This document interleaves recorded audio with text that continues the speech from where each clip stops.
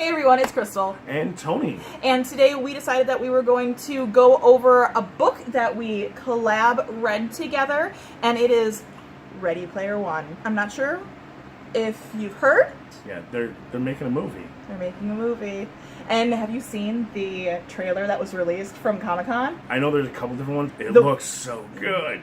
Directed by Steven Spielberg? Yeah. I mean, come on. Come on. How do you not get excited about that? Oh, I know. And what I thought was so interesting was that they didn't even talk about the plot.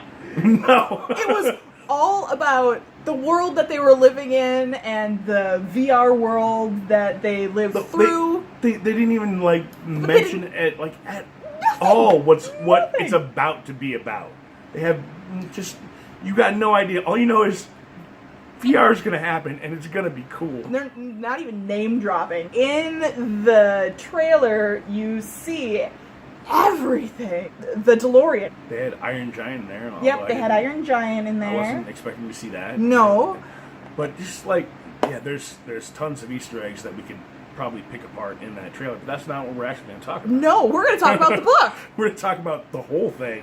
Which is a fabulous book, and I will say this. When I first was told about this book, it was from a friend of mine who lives in England, and she does a show too called Fandom and Books, and she says that if she were to be stranded on a desert island and could only bring one book, this would be the book. And I was like, really? Because looking at the cover, I did not understand it at all.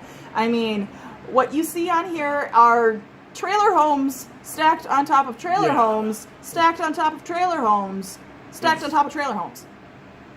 Which makes sense once you get into the book. Yeah. But, why would I... It's not an appealing cover. It's not the It's not dystopian world that you want to live in, yet it's the dystopian world you will live in.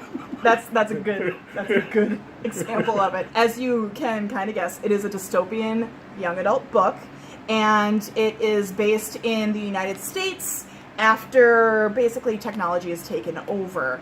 So, plotline a little bit is, this is when in the future? You're 2044. Honestly, not too distant in the future. Yeah, it's in the not too distant future. Everybody starts to move into the cities for better internet access. Yeah, basically. And electric access, so they can be part of the virtual reality world. Their world has gone so to shit that everybody pretty much functions in VR now. It's cheaper, they can be whoever they want to be, and it's full immersion. So they even talk about in here that you have special chairs and special suits and everything, so you feel like you're there. You interact with the world as if it's a world. The main character that we follow is actually a kid going to school in VR. Which is a benefit to him because he's broke. Mm-hmm. And because he's broke and school is in VR, they give him the access to get... Otherwise, he might not be able to... This book might not happen. No, exactly. Because that's the stumbling block, is getting the equipment. That's how he got his equipment, to make everything else that goes on in this book happen. So we find out as we start to get into the book that the creator of the VR world dies. And instead of leaving a will behind where his fortune can be dispersed, he reveals that he has left Easter eggs within the VR world, and whoever figures them out they gets it. Yeah, they get the prize, the ultimate prize. And he's a little eccentric. Very, very eccentric, especially with 80s pop culture. Kicker. Oh my god, all the 80s references in this book and all the pop culture references in this book were astounding. Which is why it's the virtual, the dystopian future that you want to live in, because it's the pop culture that you know and love in the future. It's just, that's what it's all about.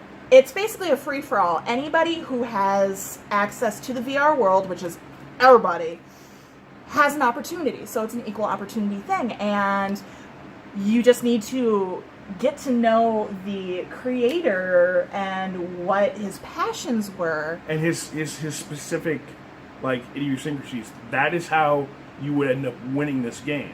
And this is years and years after he's been passed, too. It's not like right away. Right away, apparently, everybody was like, yeah, let's go for it. And nobody got... They couldn't even figure out the first clue. They could not figure out the first clue. And it took years, and then finally, this guy, this young kid... figures out the... first clue. The first clue. And it's off to the races.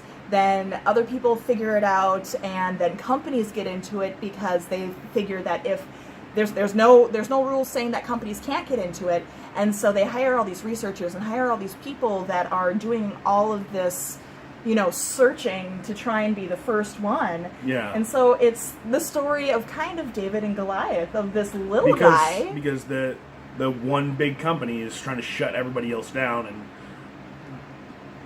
take over the virtual world and, well, basically do what a lot of the ISPs want to do right now and charge you more for doing whatever they're doing. And so this book is, honestly, even though it's dystopian future, it's relevant to today, just because of the way that corporations are trying to take over, some of the extremes that they go to make sure that the small person, the little man, is not put into any sort of position of power, and how people can rebel off of that.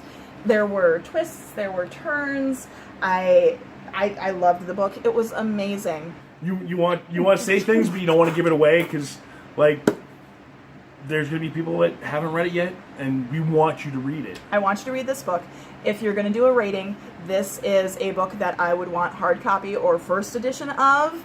I got the paper copy, so I will have to find the one to upgrade it to, and who knows, I might even do a little contest to see who gets this copy, probably around the time that Ready Player One actually comes out in theaters. I think that would be a good little giveaway. It's wonderful, it's fun, it's silly at times, it's serious at other times. Excellent book.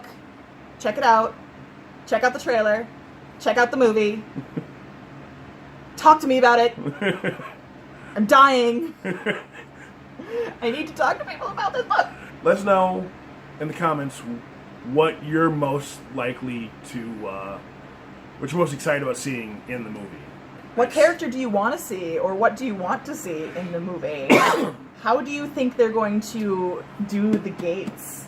How do you think they're going to do the arcade style stuff? How do you think they're going to do the pop culture references? I mean, I want to talk about this book. We're gonna have to come back and do another one of these. Battle of the Media. Yep. This is gonna have to happen because it's gonna happen probably like the minute it comes out. Go see a matinee together and then start the video in the food court. It's been Crystal. And Tony. And check out our channels. If you haven't subscribed to both of us, do so. And like this video. And just talk to me about the book. Please just talk to me about the book. We'll see you later. Bye, everyone. Bye.